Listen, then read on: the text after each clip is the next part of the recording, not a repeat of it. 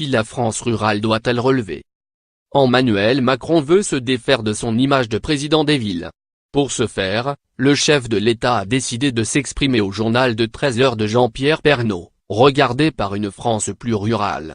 Les enjeux de cette rencontre, inédite pour le présentateur vedette de TF1 qui ne reçoit habituellement aucun invité, sont liés à la fracture sociale et territoriale en matière de santé et d'hôpitaux, la désertification dans certaines régions, a notamment détaillé Thierry Issuyer, directeur de l'information de TF1. Le président a décidé de s'adresser aux Français depuis une petite municipalité à Berduy, dans l'Orne en Normandie qui compte 1118 habitants. Comme dans la plupart des 36 685 communes françaises, l'âge moyen est plus élevé, les transports en commun sont quasi inexistants et les dotations publiques en chute libre. Toutefois, le village est loin d'être moribond car contrairement aux nombreux villages fantômes qui émaillent le territoire, le centre-ville est dynamique et le personnel médical est présent. Berduy compte un seul arrêt de bus et la gare SNCF la plus proche, celle de Nogent-le-Rotrou, est située à 6 km. Les habitants de Berduy doivent donc se déplacer en voiture. Ils seront donc sensibles à la question de la limitation de la vitesse à 80 km/h sur les routes secondaires qui suscite la grogne des automobilistes.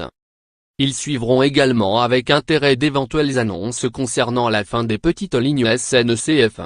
De fait, l'inquiétude de certains villages est vive sur ce point car le rapport Spinetta, qui inspire le projet de réforme de la SNCF, préconise la fermeture de vastes portions des lignes les moins fréquentées.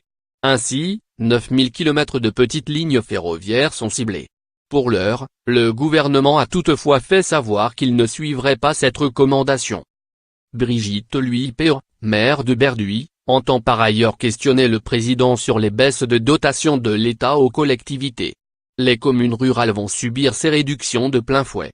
Les nouvelles lois territoriales sont guidées par l'idée que Biggie botifule et que seules les métropoles sont des terres d'innovation, ce qui est faux. Cette croyance et la recentralisation actuelle favorisée par les récentes mesures, creusent l'écart entre les lieux de pouvoir et les campagnes. Ces évolutions contribuent en outre à diminuer les dotations financières des petites communes, devenues défavorables aux maires ruraux.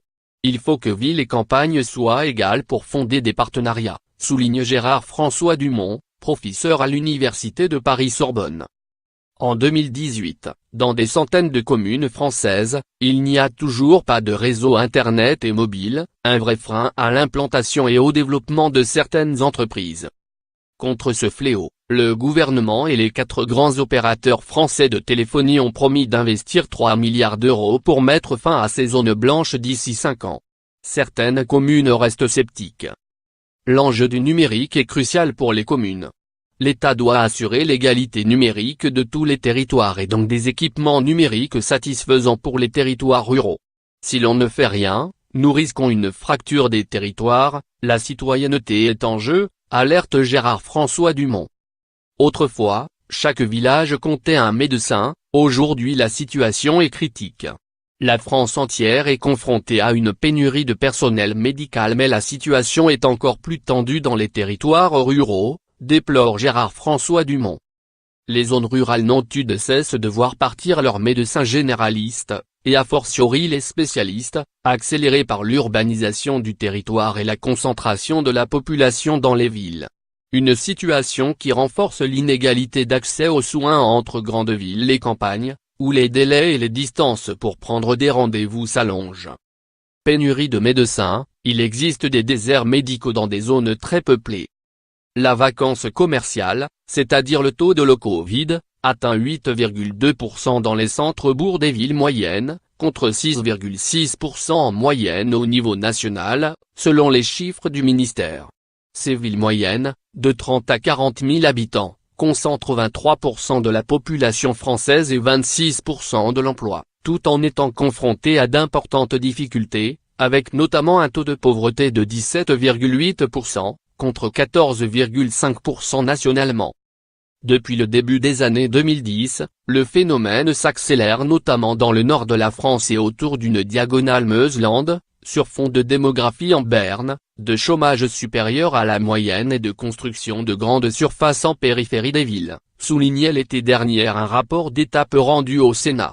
En outre, l'UMI, principale organisation professionnelle du secteur de l'hôtellerie-restauration, estime qu'environ 10 000 établissements viables en zone rurale, hôtels, restaurants et bistrots de campagne, devraient encore disparaître dans les années à venir. Pour enrayer cette désertification des centres-villes, le gouvernement a dressé une liste des villes moyennes qui bénéficieront de mesures pour ramener des habitants et des commerces dans les cœurs de villes désertées. Sur tous ces sujets, la France rurale attend donc de nouvelles annonces du chef de l'État.